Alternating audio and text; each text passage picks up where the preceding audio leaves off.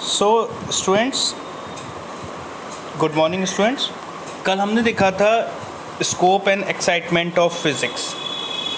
I hope कि उस topic को समझने में किसी को कोई इशू नहीं रहा होगा, क्योंकि मैंने पूरा एक्सप्लेनेशन के साथ उस टॉपिक को डाला था, तो उसे समझने में किसी को कोई इशू नहीं रहा होगा।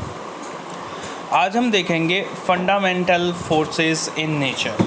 आज का जो हमारा टॉपिक है वो है fundamental forces in nature. Okay students, so basically there are four types of fundamental forces of nature. Number 1, gravitational force. Number 2, electromagnetic force. Number 3, strong nuclear force. Number 4, weak nuclear force. यहाँ पे हम लोग देखेंगे 4 तरीके की forces देखेंगे। पहला, gravitational force क्या होती है। दूसरी देखेंगे हम इलेक्ट्रोमैग्नेटिक फोर्स क्या होती है। तीसरी देखेंगे हम स्ट्रॉन्ग न्यूक्लियर फोर्स क्या होती है। और फोर्थ वन देखेंगे and last one weak nuclear force. Okay, so come to the first one, gravitational force. जैसा कि हम लोग सब पढ़ चुके हैं ग्रेविटेशनल के बारे में, तो मैं इसमें बहुत ज़्यादा डिटेल में नहीं जाऊंगा। उसके फर्दर आगे की चीज़ें हम लोग पढ़ेंगे। जैसा कि 10th में भी आप लोगों ने ग्रेविटेशनल फोर्स देखी कि क्या होता है gravitational force.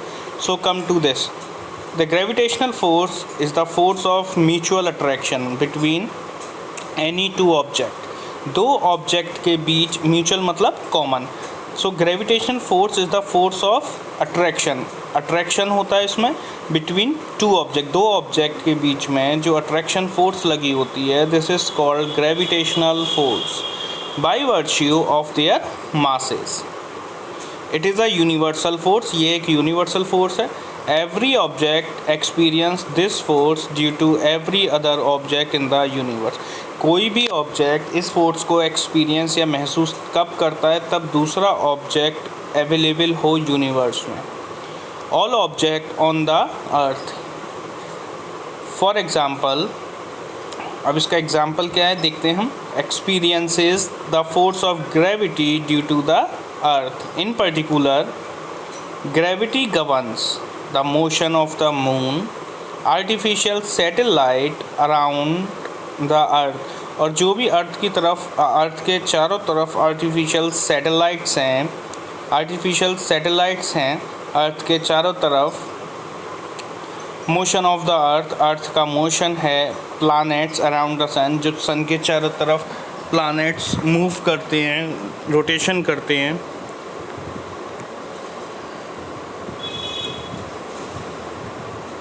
The motion of the bodies falling to the earth, और उन बॉडीज़ का मोशन जो फॉल करती हैं अर्थ की तरफ। It plays a role in the large scale phenomena of the universe, such as formation of and evolution of stars. और formation है, इवोल्यूशन ऑफ स्टार्स हैं, गैलेक्सीज़ हैं एंड गैलेक्टिक क्लस्टर्स हैं। तो बेसिकली हमने ग्रेविटेशनल फोर्स से क्या समझा। Gravitational force is the force of mutual attraction between any two objects by virtue of their masses। इसमें क्या है, this force is due to, किसकी वजह से होती है, every other object in the universe. Okay, clear students. Now come to the next, that is electromagnetic force. दूसरी हमारी क्या है, electromagnetic force. So electromagnetic force is the force between charge particles. ये फोर्स चार्ज पार्टिकल्स के बीच में लगने वाली फोर्स होती है। क्या कह सकते हैं, electromagnetic force is the force between charge particle. ये चार्ज पार्टिकल्स के बीच में फोर्स लगती है। When charge are at rest, जब हमारे चार्जेस जो हैं वो रेस्ट पे हों। The force is given by Coulomb's law. ये जो फोर्स है हम किससे गिवन करते हैं इसको, कूलाम्स लॉ से। तो कूलाम्स लॉ हमारे स्टूडेंट्स क्या कहता है, force, it is the force of attraction and repulsion between two point charges. Coulombs law जो होता है हमारे स्टूडेंट्स, हम लोग अभी आगे इसको पढ़ेंगे हम। तो कूलाम्स लॉ क्या होता है, पॉइंट चार्ज के लिए वैलिड होता है। अट्रैक्टिव और unlike charges and repulsive for like charges. Attractive कब रहता है, जैसा कि हम लोग जानते हैं अनलाइक चार्जेस के लिए अट्रैक्टिव रहेगा और सेम चार्जेस के लिए रिपल्सिव रहेगा। Charges in motion produce magnetic effect. जब चार्ज हमारे मोशन में आएंगे तो वो क्या प्रोड्यूस करते हैं, मैग्नेटिक इफेक्ट प्रोड्यूस करते हैं और मैग्नेटिक फील्ड प्रोड्यूस करते हैं। It gives rise to a force on a moving charge, और मूविंग चार्ज पे क्या लगाते हैं, फोर्स लगाते हैं। Electric and magnetic effect are in general inseparable. जहाँ पे इलेक्ट्रिक इफेक्ट, जहाँ पे इलेक्ट्रिक होगा वहाँ पे मैग्नेटिक इफेक्ट ज़रूर होगा। The name electromagnetic force like gravitational force, electromagnetic force acts over large distance. But हम अगर इलेक्ट्रोमैग्नेटिक फोर्स की बात करें तो वो बहुत ज़्यादा लार्ज डिस्टेंस तक एक्ट करती है और उसको कोई भी मीडियम नहीं चाहिए होता। It is enormously strong compare to gravity, और ग्रेविटी से बहुत ज़्यादा स्ट्रॉन्ग होती है। Electric force between two protons, अगर हम दो प्रोटॉन्स के बीच की इलेक्ट्रिक फोर्स की बात करें तो फॉर एग्जांपल कितनी होती है, वो इज़ 10 की power 36 times the gravitational force.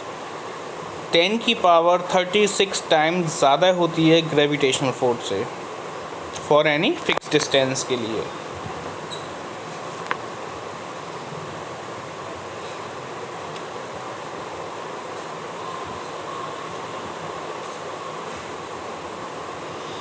We know it consists of element, charge, constituents like electron or proton. The electromagnetic force is much stronger than the gravitational force. Gravitational force से बहुत ज़्यादा stronger होती है। Dominates all phenomena at atomic molecular scales. It is mainly the electromagnetic force. It governs the structure of atoms and molecules, dynamics of chemical reaction, and mechanical, thermal, and other properties of material. It underlies the macroscopic formation like tension, friction, normal force, spring force. Friction का cause क्या होता है students, तो cause of friction is the roughness of the surface, जो कि आपका 11th में एक पूरा चैप्टर है फ्रिक्शन के ऊपर। यहाँ तक आई होप कि सबको समझ में आया होगा।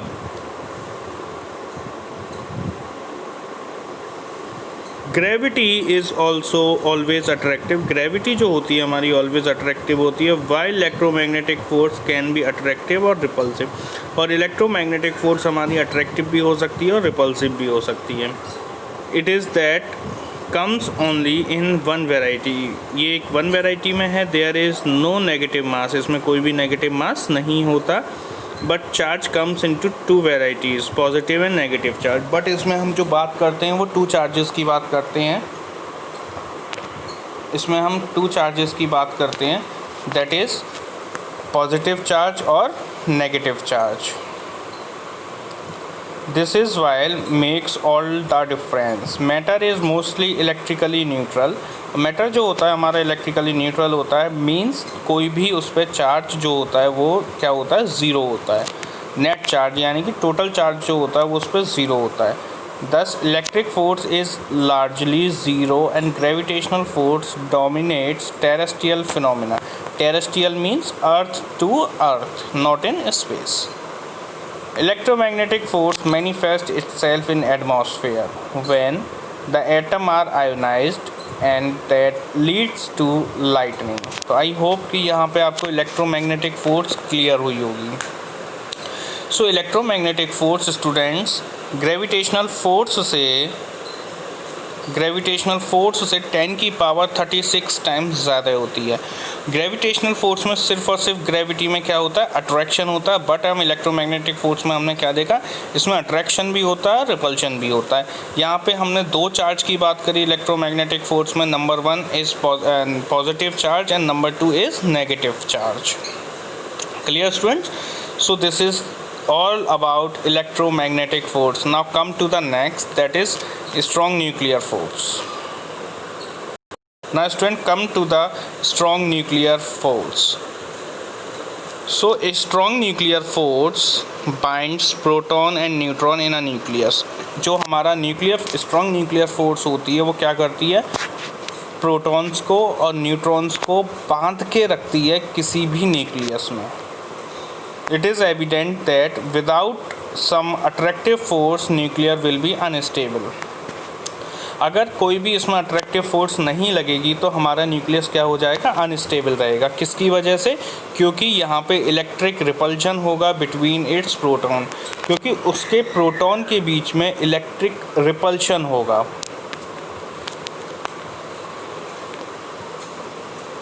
प्रोटॉन्स के बीच में क्या होगा स्टूडेंट्स, इलेक्ट्रिक रिपल्शन होगा। This attractive force cannot be gravitational since force of gravity is negligible। ये जो अट्रैक्टिव फोर्स है तब तक ग्रेविटेशनल फोर्स नहीं रह सकती तब तक हमारा ग्रेविटी जो है वो नेग्लिजिबल ना रहे compare to the electric force. Electric force के कंपैरिजन में ग्रेविटी जो है हमारा नेग्लिजिबल हो। The strong nuclear force is the strongest of all fundamental forces।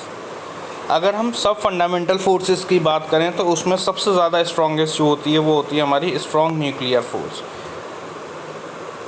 It is 100 times stronger the electromagnetic force in strength. अगर हम स्ट्रेंथ की बात करें तो इलेक्ट्रोमैग्नेटिक फोर्स से 100 टाइम स्ट्रॉन्गर होती है।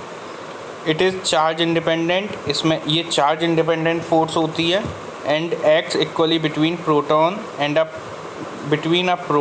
A proton neutron and a neutron. Clearly equally between किस में होती है, proton and a proton, neutron and a neutron के बीच में, प्रोटॉन एंड अ न्यूट्रॉन के बीच में।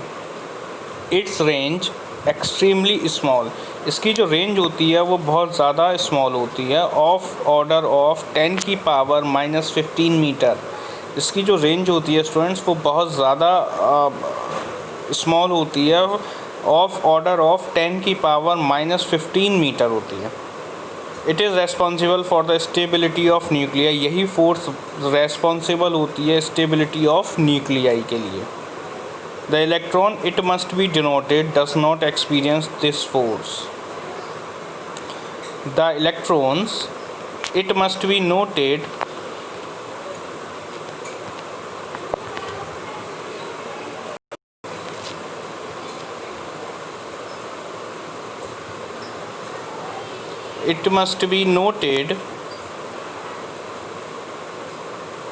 does not experience this force। Now students, come to the next, that is fourth one, weak nuclear force। हमने strong nuclear force देख लिया, अब हम देखेंगे weak nuclear force। The weak nuclear force appears only in certain nuclear processes।